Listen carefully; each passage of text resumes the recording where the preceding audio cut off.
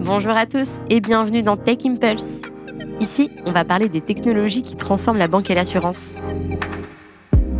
IA agentique, souveraineté technologique, expérience client, conformité.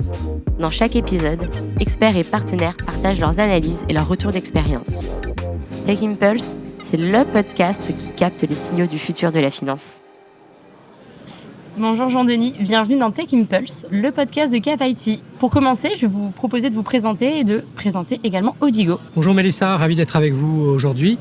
Donc, je suis Jean-Denis Garot, je suis le vice-président en charge du marketing et de la communication chez Odigo. Odigo, en quelques mots, nous sommes un concepteur français de solutions pour la relation client, agissant à la fois comme un éditeur de logiciels, un opérateur télécom et un intégrateur. Notre mission, c'est aider les institutions financières et les assureurs à créer des interactions plus fluides, sécurisées et efficaces avec leurs clients. Et notre histoire, c'est le fruit de 40 ans d'innovation. Nous avons évolué des centres d'appel traditionnels jusqu'au CXaaS, le Customer Experience as a Service. Justement, vous venez de le citer, le mot CXaaS, c'est un terme que tout le monde ne connaît pas. Et justement, qu'est-ce qu'il signifie et plus précisément pour les banques et les assurances ? Alors, effectivement, c'est un terme qui commence à se répandre, notamment grâce à Gartner. Le CXaaS est une plateforme qui permet d'étendre la relation client au-delà des murs du centre de contact. L'idée est que chaque collaborateur, qu'il soit en agence, au siège ou en déplacement, participe à l'expérience client avec des outils unifiés. Si on prend le cas d'usage banque et assurance, qui sont les utilisateurs hors centre de contact ? En premier lieu, ce sont les conseillers en agence. Ils accèdent au même historique que le service client pour une vue à 360 degrés du client qui est en face d'eux. Ensuite, on a les experts du back-office. Par exemple, le crédit, sinistre. Ils peuvent être sollicités en un clic pour répondre à une question complexe sans faire attendre le client. Et enfin, les gestionnaires de patrimoine, ils utilisent la plateforme depuis leur téléphone mobile pour planifier des points proactifs avec leurs clients à fort potentiel. La solution offre ainsi une vision consolidée. Toutes les données, appels, emails, visites en agence sont centralisées et se retrouvent dans des tableaux de bord pertinents, aussi bien pour le directeur de l'agence que pour le responsable marketing. À partir de quand, justement, l'expérience client elle cesse d'être un sujet uniquement de service client pour devenir en fait un enjeu pour toute l'entreprise ? Ah oui, c'est une bonne question. Dans la banque et l'assurance, un client insatisfait peut changer d'établissement après une seule mauvaise expérience. La fidélité n'est plus un acquis. De fait, chaque interaction, que ce soit avec un conseiller au téléphone, un expert en assurance vie ou même l'application mobile, forge l'opinion du client. Prenons un exemple là encore. Une grande banque française a équipé 50 000 de ses collaborateurs avec notre solution. Le résultat est simple, peu importe le point de contact, le client vit une expérience cohérente et l'employé a toutes les cartes en main pour bien le servir. On imagine souvent que le service client, c'est un centre de coût. Finalement, comment on peut le transformer en un centre de profit ? Oui, alors c'est une question qu'on nous pose depuis très longtemps. Le centre de contact va-t-il enfin devenir un centre de profit ? C'est maintenant. C'est aujourd'hui, les axes sont nombreux. Je vais en prendre deux. La première, c'est l'automatisation intelligente. Vous avez deviné, je vais vous parler d'IA. Donc, avec les bots et les callbots de quoi non. d'IA, intelligence artificielle. Okay. Non, ça existe depuis les années 40, mais il y a comme une accélération, il y a comme un boom sur le sujet. Donc, si on prend un premier exemple, c'est l'automatisation intelligente, donc les bots de traitement, les bots de qualification, les callbots. On pourrait même avoir les mailbots qui gèrent les demandes simples 24/7. Par exemple, quel est le solde de mon compte ? Où est mon dossier de sinistre ? Je souhaite déclarer la perte de ma carte bleue. Ou la préqualification d'une demande de prêt via un agent conversationnel.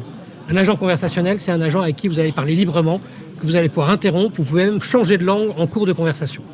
Et donc ça, c'est permis grâce à ce qu'on appelle l'IA agentique qui a percé il y a 15-16 mois dont on ne parlait pas avant. Avant, on parlait surtout d'IA... De GenAI. De GenAI, exactement.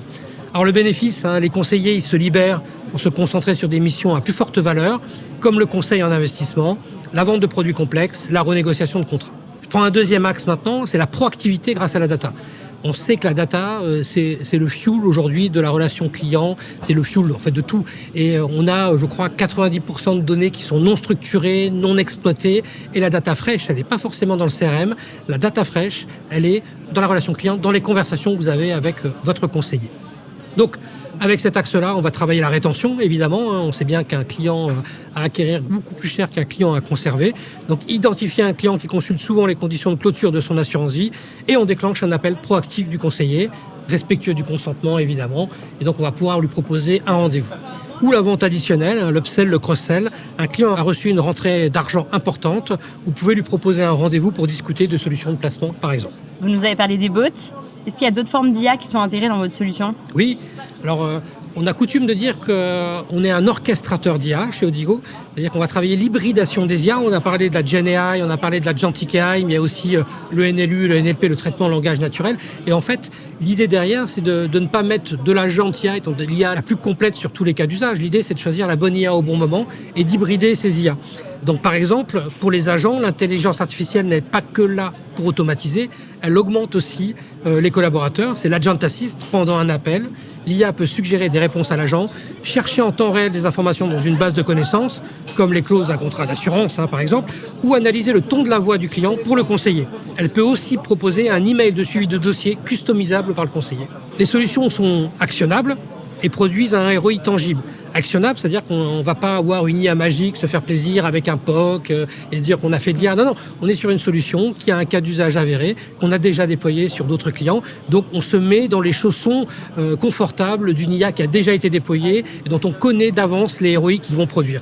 En premier lieu, la réduction des coûts, moins d'appels à faible valeur ajoutée traités par des humains, pas d'appels perdus, moins de transferts d'appels entre les agents. Puis, on a la génération de revenus, des conseillers qui sont plus disponibles et mieux informés pour des campagnes de rétention ou de vente. Enfin, on a la sécurisation et la conformité. On sait que c'est très important dans le monde banque financier, ça est important partout évidemment, mais particulièrement dans le monde banque finance. L'IA aide à garantir que les procédures réglementaires sont bien suivies, réduisant ainsi le risque opérationnel. Le mot de la fin, déjà, si on veut retenir une chose, très bien. Enfin une chose, je vous laisse quelques éléments. Dites-moi. Ah, c'est moi qui décide.